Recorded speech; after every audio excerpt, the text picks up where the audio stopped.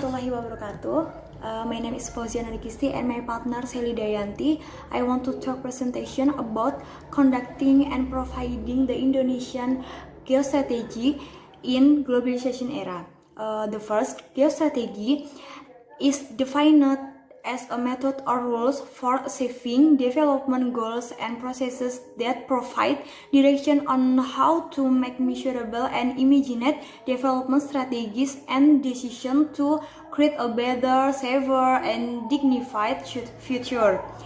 For the Indonesian people, geostrategy is defined as a method to realize the ideals of the proclamation carried out in the preamble of the 1945 Constitution through in the national development process.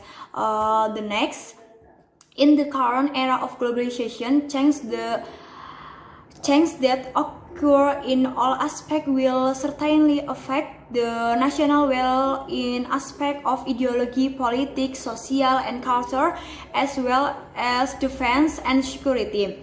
The globalization era of every country and every nation cannot be determined according to needs. The ability and authority of the nation itself is always adapted according to change. The international community to overcome this globalization, we must know the strength and weakness that we have in all aspects of national life, as follows: geography, national resources, ideology, politics, social, and culture. The last, I have example of effort to maintain Indonesian geostrategy implementation in the era of globalization. Indonesia is the largest archipelago in the world, has great potential to become the world maritime axis. The maritime axis is a strategy created to ensure inter-island connectivity, improvement of maritime infrastructure, development of the maritime manufacturing industry, and maritime security, so that the government President Joko Widodo focus on the Indonesia maritime sector as a pillar of the Indonesian economy and defense.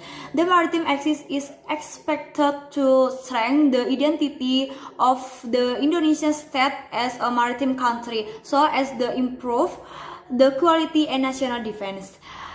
This presentation. Thank you for watching.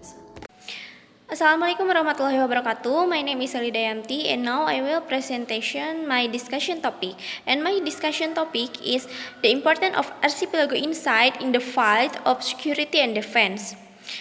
First, as we know, the establishment of Indonesia is based on the struggle of the people. And Indonesia be a country that very wanted by other countries because Indonesia have a large potential can seen in the field of large territory and have a natural wealth. And now, archipelago insight is the attitude and the perspective of the society toward themselves and their environment with prioritizing the national interest. So, the archipelago insight is very important in the field of security and defense because with it we should together to realize our state goals together. With archipelago insight, we can together to build our state with prioritizing the national interest, so we can avoid the disintegration of the state. We can always together to be one nation. So it is very important, like I explained, because our state is establishment because our struggle to be one nation, to be an independent state. Should we know the threat not come from outside, but also the threat can come from inside.